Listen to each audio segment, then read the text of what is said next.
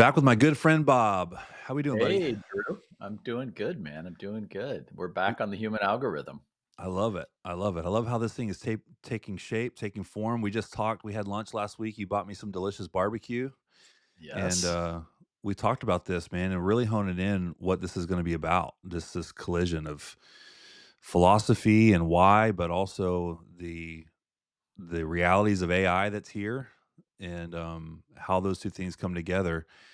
Before we jump in, we were just talking about this before we started. Super Bowl's coming up. At the time of this recording, it's about to be the Super Bowl. So by the time someone's listening to this, we will know who has won. Yes. What's your prediction? Oh gosh. And do Uh, you you know, even care?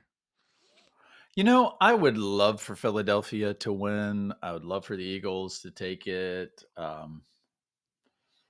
Kind of getting old that the Chiefs are on the top of the board consistently, and I don't know that I believe it, but it's kind of fun to think that, things are rigged in their favor. So I like a good professional wrestling kayfabe story where there's a good guy and a bad guy, and we're all kind of cheering on one side or the other, knowing it's fake the whole time. Not saying that that's what the NFL is, but Hot just take.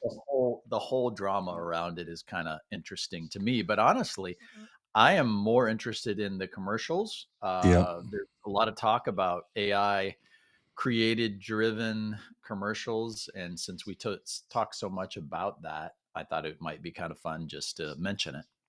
Do you already know? Like, is there have they said what commercials are going to be coming out to look for that are AI generated, or you just know that's going to be part of it? I just know it's part of it. I know it's controversial, and I saw a weird thing yesterday. I don't know if it's real or not, but Seal, the singer, Yeah. is morphs into a real seal, um, Are you which serious? looks weird and sounds weird. Um, but we'll see if that happens. I Is think he I doing sent you. halftime? What's that? Is he doing the halftime show? No, no, no. It's Kendrick Lamar in the halftime. I think this is a commercial or something. Gotcha. I sent you something last night. I That was think you wild. were. Yeah, it was called the beginning of humans or the beginning of humanity. It's a short film that this guy's put together using Sora from OpenAI, and um, I This sent is it to someone else, and he's like, "Wow, that really made me feel things. That was pretty cool." So Yeah, me too. If I can be honest, which I know I can, I had a range of emotions. maybe you should stop lying to me the whole time. I know I hate it when someone, "Can I be honest with you?" I was like, "Well, what have you been up until this point?" Um, I felt things too when I watched it, and I Hmm. will be honest and say I had a little fear that Mm. came up too. And I'm not a fearful person around AI. I'm really hopeful around AI. The whole reason why we do this podcast, well, one of the main reasons is because you and I believe deeply in the power of human connection and how those two things come together. So we're I feel like we might be some of the more unique ones where we love both. We love human connection and we love AI and we love to see how those come together. But when I watched it, I was like, oh my gosh, what does this mean? What does this mean for my future? What does this mean for, you know, and then I have to realize, okay, I don't have to have a scarcity mindset around it. There's new opportunities coming up every day, but it was awesome. I mean, it was Yeah, cool. it's called The First Humans. If somebody wants to go search it, it's called The First Humans, and it's a short film using OpenAI Sora. Yeah, it's awesome. And I love it because you're always finding stuff and sending it to me, and it's always I really enjoy that. I love it when you do that, which is a big part of what this community is meant to be too. By the way, is like we're forming this community so that people can have these conversations with one another, share ideas, share new things they found. It feels like every day there's a new something or other coming out, and we're developing this community for that reason, is so that we can share ideas and kind of network with one another about that. But you brought up an interesting topic today, if we could just dive right into it, and it's something that historically I've not been great at, and I'll just admit that on the front end, but I've learned to get better at it in the last few years because it's so important. A lot of a lot of marketers, and even a lot of reason why I love AI is because I love storytelling, I love creativity, and I historically have gotten really bogged down in the analytics. Like, Mm. and even just not knowing how to mine for good data, right? Well, since owning this company, one thing I've learned is that whether you love it or not, you have to learn to fall in love with data and analytics, because how else do you know if you're serving your clients well, if you're winning? Because I can fall in love with an idea or a product or a video or something, but if it doesn't work, then it's just a hobby. It's just a side project. Right. So I'm genuinely curious because I want to learn from you on this. I've got some things I think I can maybe add in what I've learned the last couple of years and why it's important, even if you don't love numbers and analytics and data.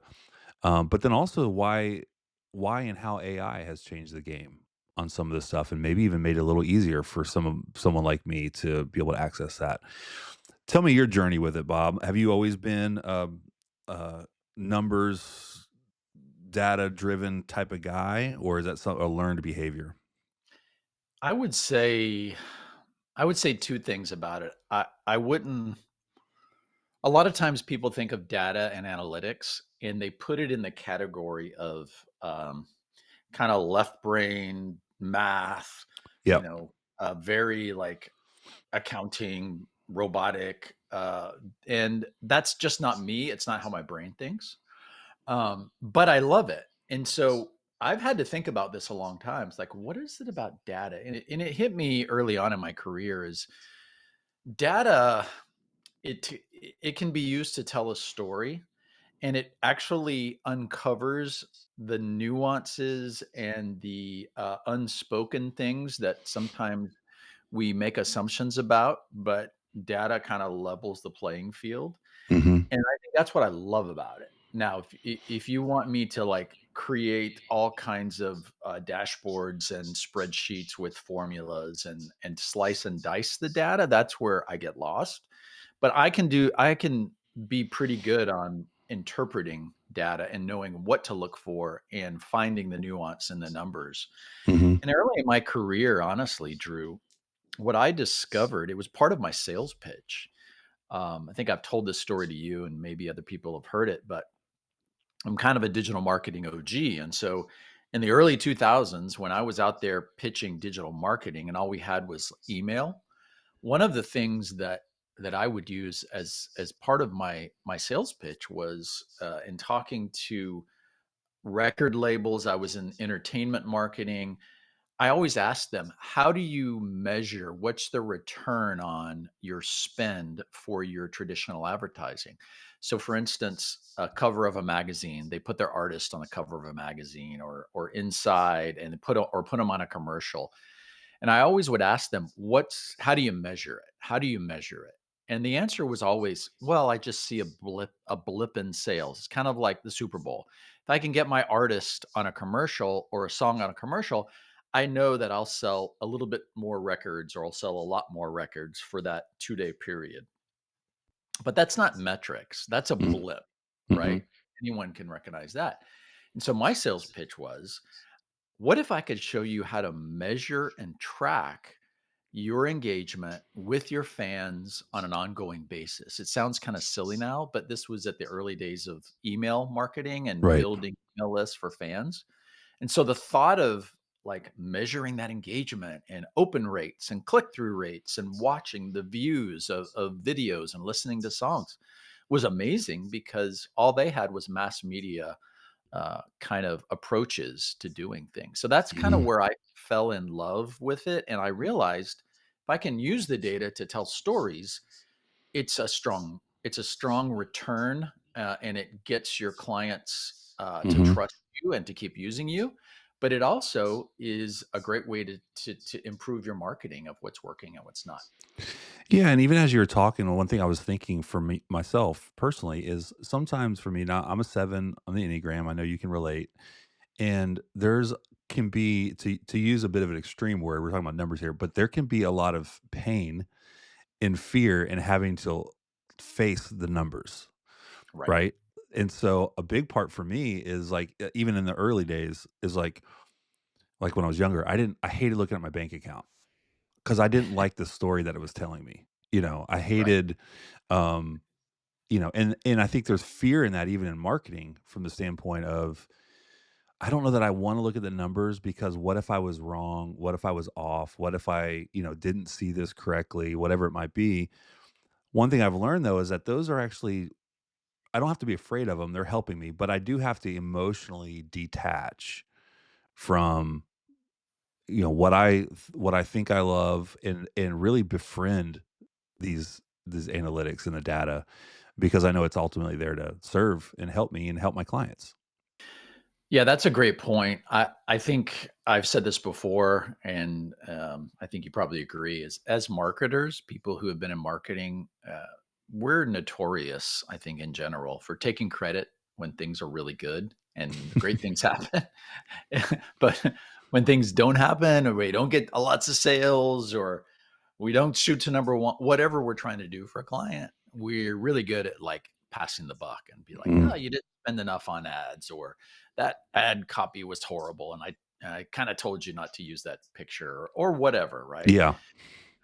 But I think that's where data comes in because data is a mirror. It's not a writer of stories. It's not a megaphone. It's just a mirror. Data tells a story, but it doesn't create the story. It just reflects reality. Mhm. And so the good, the bad, and maybe the ugly or the unexpected. And so we can't cherry pick feel good stats, although again, it's really easy to do that. And we're good at spin. But here's the truth that I tell agency owners, I tell young entrepreneurs who are in marketing, and you and I have talked about this, is the more that you can be honest, ethical, and transparent about attribution and attributing your effort and what your client is paying for to their return, meaning money in their bank account, the more that you can track, prove the data, give them the dashboards, give them the math, the more invaluable you're going to be to them. Because Mhm. if all you're tracking is vanity metrics, which is impressions or views or clicks, when it comes time for that chief financial officer that's in the office down the hall from your marketing director, he's going to look at that and go, why am we paying these guys X amount of money? Give me the ROI. And then your marketing director, who you think is your best friend, is going to say, um, well, I don't really have direct ROI. I know we got, a lot of views. And the CFO is going to go, no ROI, budget's cut, Yep. right? Yep. That's how it works. And so if you want to become invaluable, you need to dig into the data and let the data tell the story, good, bad, Mhm. unexpected, ugly, etc. Well, and when you do that, what's brilliant about that is you actually align yourself with the client that you're serving, right? As opposed to it being, here's a ta-da and let me do something for you and I hope it works. And if it doesn't work, it's, kind of my butt on the line. There's the better approach is to confront the problem with the client. Here's what the problem we're trying to solve, right? And so we're looking at the problem, whatever it is, growth, whatever we're looking to do, and if you can to your point, take that client along that journey with you, then it's less of a performance-based metric on your side as the marketer, right? It's more of, hey, I tell clients this all the time, and I'm curious what you think about this. We a lot of times we'll start small in our advertising, just to beta test to see what might work. I don't normally it'd be a rare exception that I would normally start with a massive ad budget with an ad or a piece of creative or something that I is not proven yet. So a lot of times I will start with several different pieces, see what's performing, and then start pouring gas on it. But if I'm not looking at the analytics, I don't really know what's working, and it's way more pressure on me to be like to have all my eggs in that basket, like you say, and have to present ROI. Whereas if I'm steadily updating them on how something's performing, then they realize I'm an advocate with them, and I'm not married to that one piece of whatever advertising tool we're using at the time. And what I've seen is it usually is more endearing to that client anyway, of like, "Okay, you're in this with me. This is not a prove yourself, see what you can do. This is more of a long-term approach to, building the company." Do you do the same way with that? Do you kinda start small and build when it comes to looking at data and then slowly kinda creep it up once it's working, or how do you approach that? Pretty much, yes. I would say that's a great approach, is you never blow through someone's ad budget not testing on a small way to know if it's gonna work or not, right? Mhm. Because the worst thing you wanna do is the client goes, "Okay, I wanna give you $100,000 to get this in front of many eyeballs as you can." Now, that's what he's saying, but you have to really listen to what he's saying, right? You can go, "Great, that's easy. I'll just blow his $100,000 on a bunch of ad views." Well, he's gonna wanna know after you spend about half of that, he's gonna know, "Okay, we didn't get any sales." And you're gonna go, "Well, you didn't say anything about sales," because you didn't read between the lines of what he was really saying, right? That's right. Everybody cares about sales. Everybody cares about sales. Everybody Yep. cares about the bottom dollar and the Yep. return on what you spend. And regardless of what you hear them saying, they are saying, "We want sales." So I would say two things. Number one, I agree with you 100%. Start small, test, bring them on that journey and show them what's working or not. And if you can, start on level ground and get the data on what they're doing before you even enter the ring. So, in other words, find out, okay, what is their traffic to date? What is their sales off of their website? What is their share of voice right now? Let's level set so that you can go back and you can have something to measure it against versus starting from square one and zero. Mhm. uh, and sometimes that's hard, but it's worth the heavy lift because otherwise you're comparing it you're comparing it to nothing, right? You're saying, "Oh, you spent $25,000 and you only sold 3 widgets."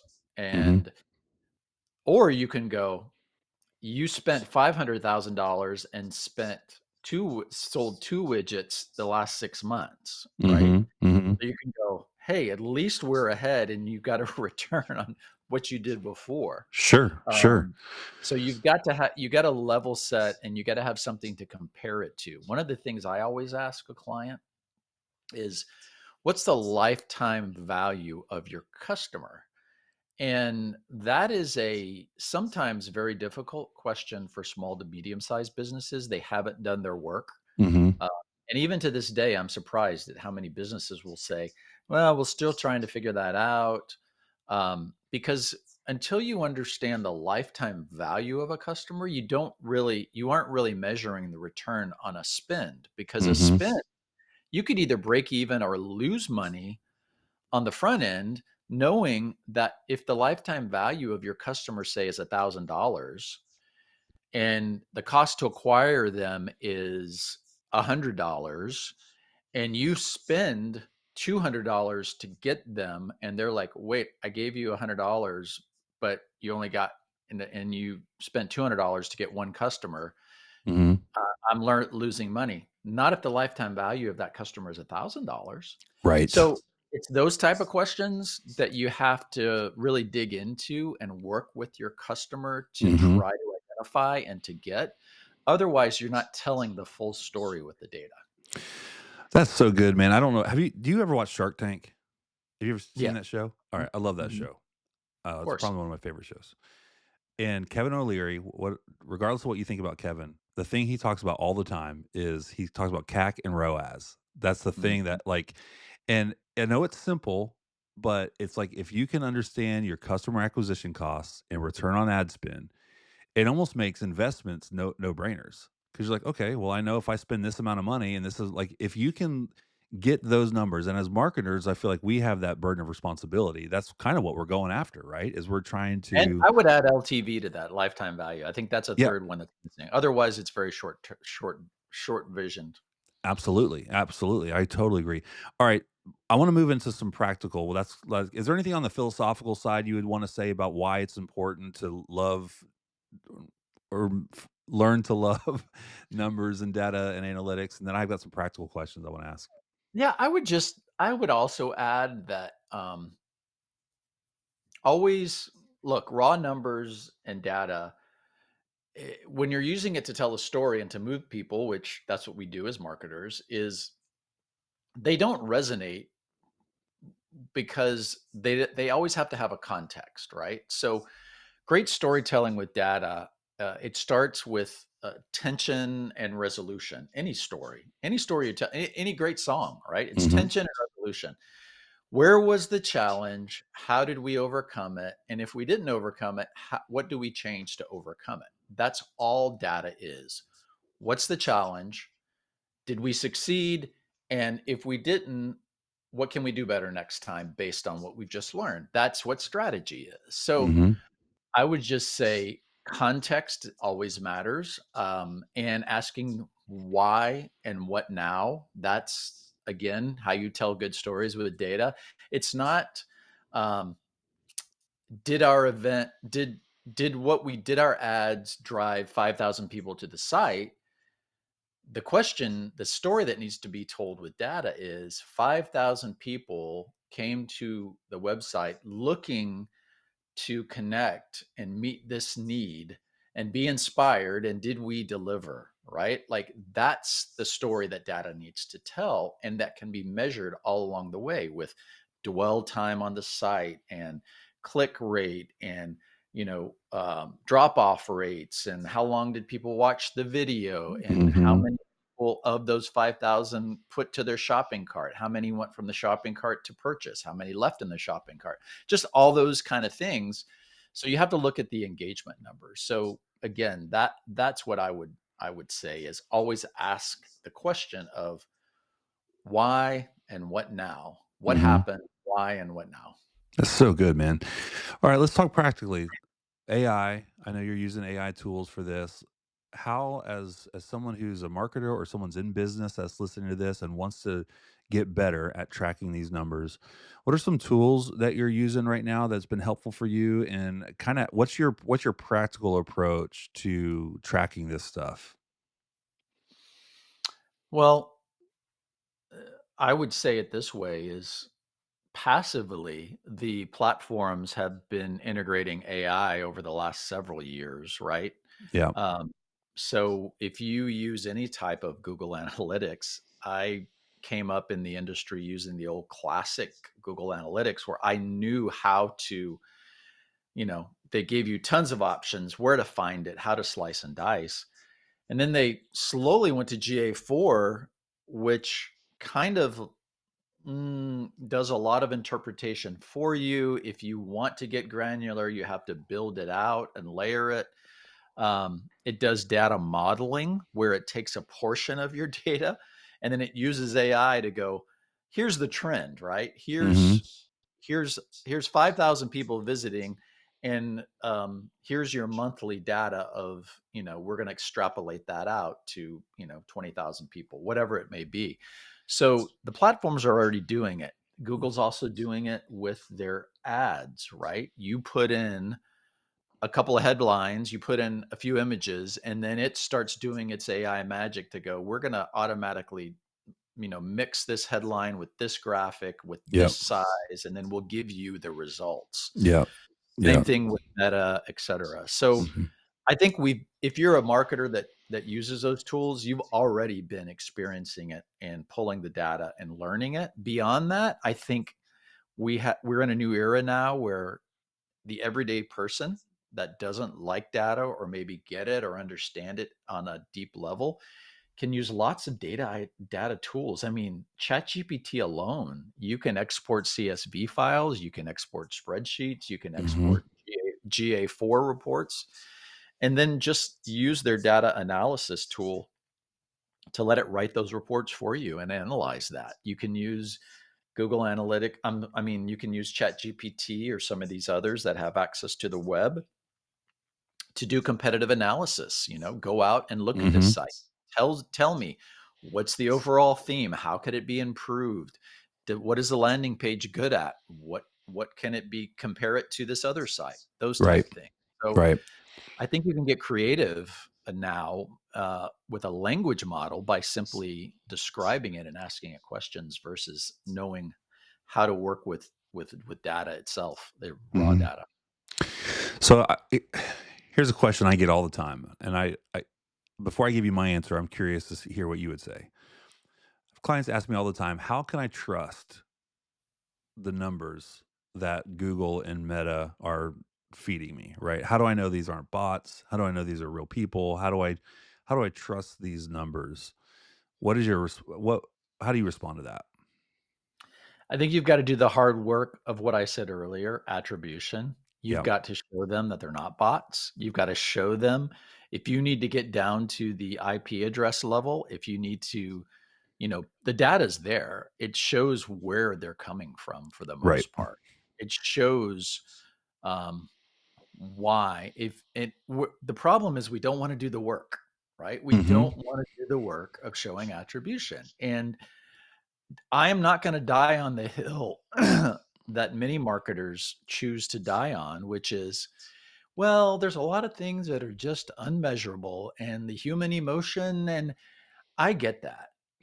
Again, at the end of the day, are you willing to die on that hill? Because you will. Mhm. That's not what somebody writing the check to you is gonna die on. They're gonna Mhm. look at hard numbers, and you've gotta figure out a way to put those measurable things in marketing, which I agree there are so many, you got to figure out a way to measure them.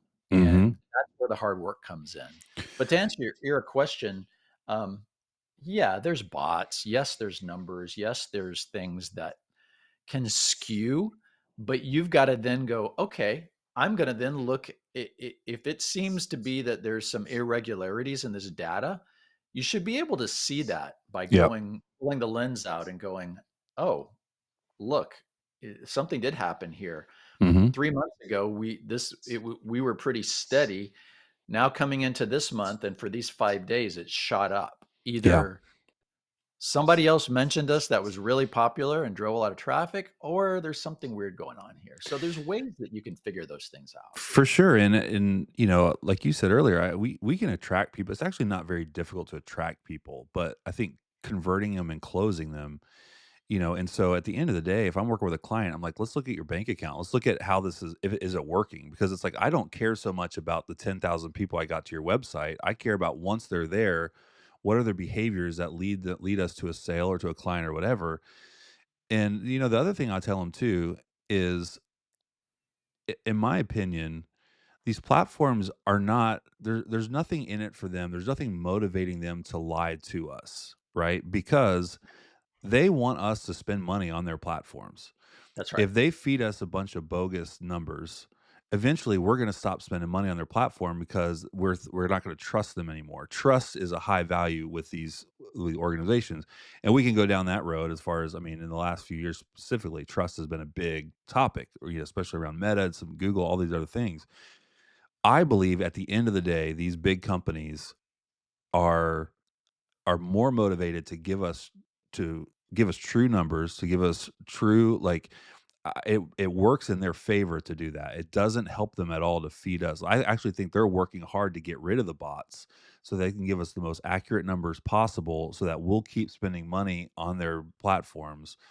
And so that's kind of my response is twofold. Okay, even if they are false numbers, we're going to know because your bank account's going to grow at some point, or it should be growing, or Right. whatever our goals are. That's going to be the proof. That's what we really care about. But the other thing is, I don't believe, and maybe I'm naive, I don't believe the platforms are wanting to lie to us about the numbers. I think they're actually working hard to give us very accurate numbers, so we'll continue to spend money with them.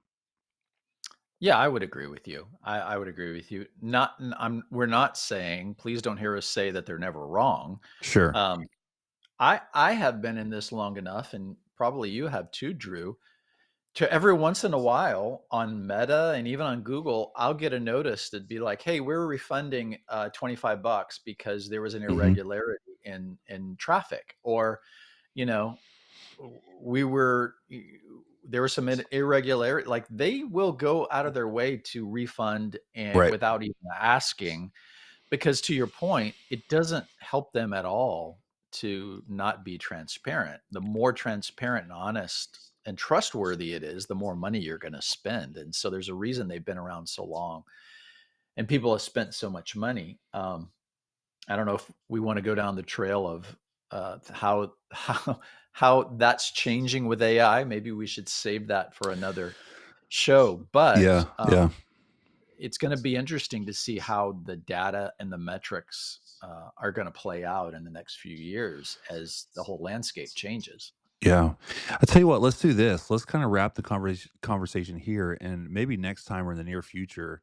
I think a really interesting topic that I'd love to discuss with you is almost from a bigger picture. How is AI disrupting some of these things? Not just specifically with data analytics, but I think there's a whole deeper conversation. I'm afraid if we open that can now, we're gonna it may not get you back, but man, this is good stuff. This is really helpful. And also we want people to send in questions. If you got questions around AI or human behavior, or, again, and we're not to be redundant, but a big reason why we're doing this is we want to see those worlds come together. We want to deepen human connection, deepen empathy, all those things, and we at the same time we want to embrace what's coming, what's new, and how do we use that for good in the world. So, Bob, final word. Anything else you want to add today?